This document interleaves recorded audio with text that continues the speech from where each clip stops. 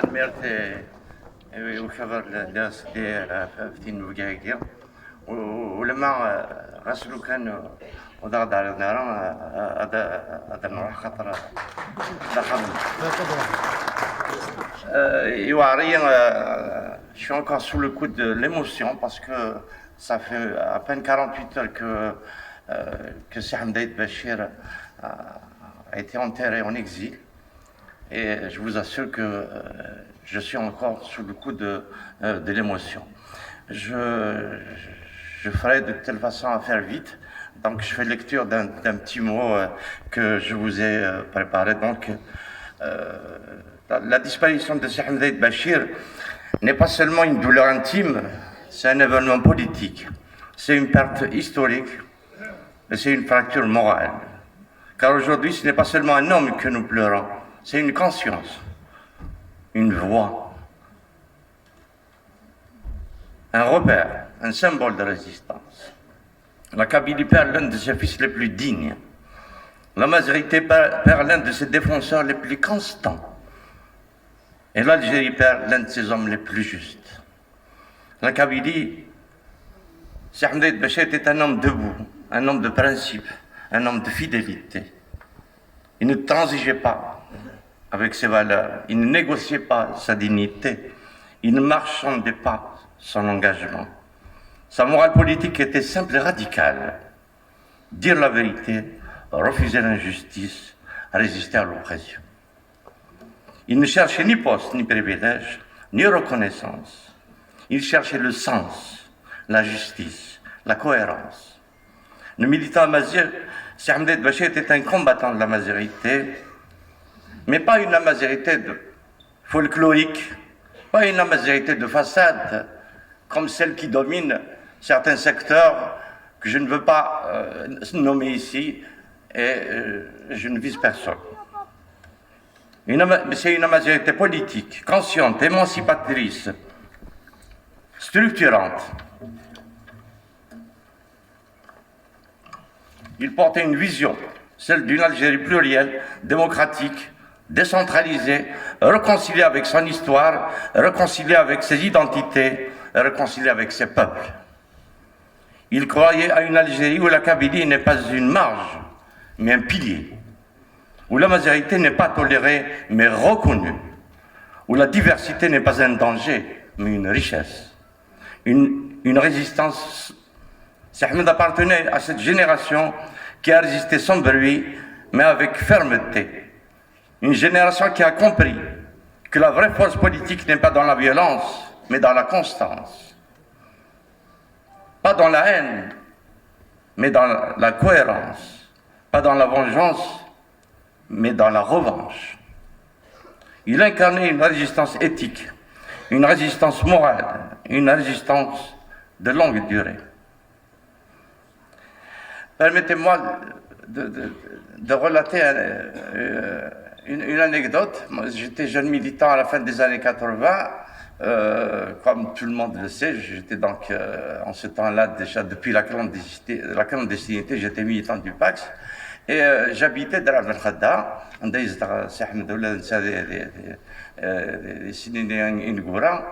et il m'oublie de Alger républicain à la criée. Je vendais à la criée le journal Alger républicain. Et il est de تكتني ضماد روح ذاك الزوج الريبوبليكان سي وليد دار الغرس يتسود سالو جرنا الار سي دي نزوج تاكنيا نتزوج سالو كي نزوج Alger républicain. مين كفى j'avais des invendus يتسغيفن il m'achetait des invendus d'Alger républicain نتا الار سي دي. Pourquoi? Mais ce geste n'était pas la charité, c'est un acte politique, un acte de transmission, un acte de soutien, un acte de construction militante. Car soutenir un jeune militant, c'est investir dans l'avenir.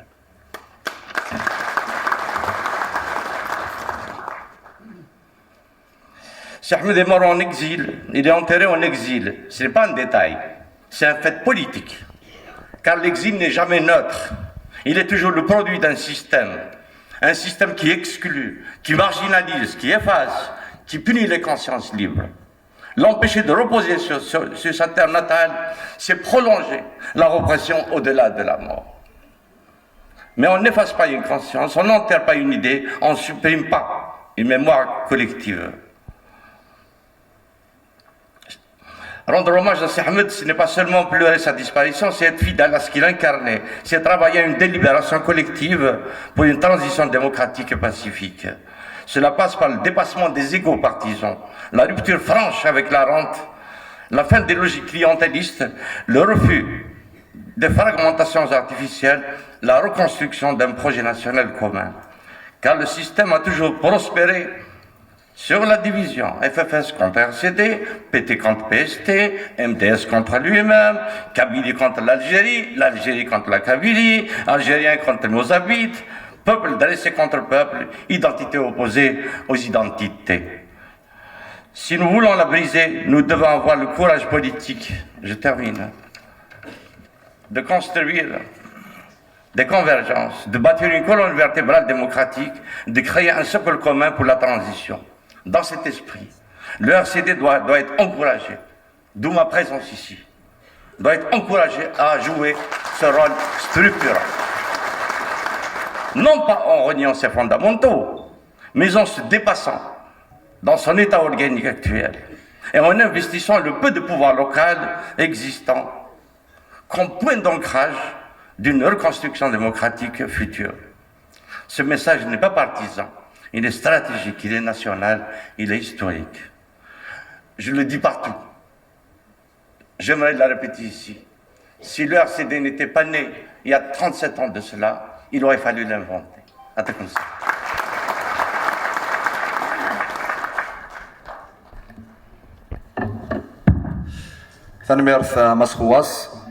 Une nouvelle fois, je prierai les prochains intervenants, les prochains invités qui me rejoindront sur scène afin de prendre la parole à être succincts.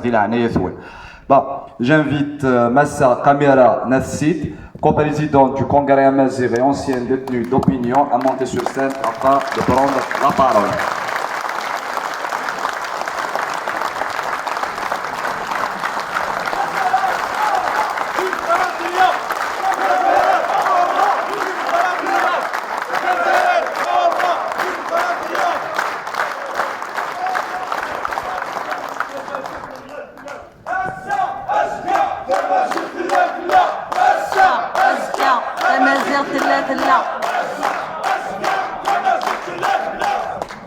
« 37 ans d'engagement irréductible et de lutte ininterrompue en faveur de la démocratisation du pays, de la pluralité politique, de l'émancipation populaire, du progrès social et sociétal. 37 ans de résilience, de résistance envers et contre tous, souvent dans la douleur innommable de la solitude, mais toujours, car noblesse oblige, à l'avant-garde de toutes les batailles politiques furtelles ou bien sociales. 37 ans. D'aucuns pourraient dire avec légèreté que 37 ans c'est peu de choses en somme dans la vie d'une nation qui s'est forgée à travers l'histoire au gré d'un processus éminemment politique. Et ils auraient probablement raison d'affirmer ceci dans le cadre d'un régime démocratique arrivé à maturité. Toutefois, pour nous du moins, ces 47 dernières années furent marquées du sceau sacré, du sacrifice et du don de soi, de la lutte identitaire au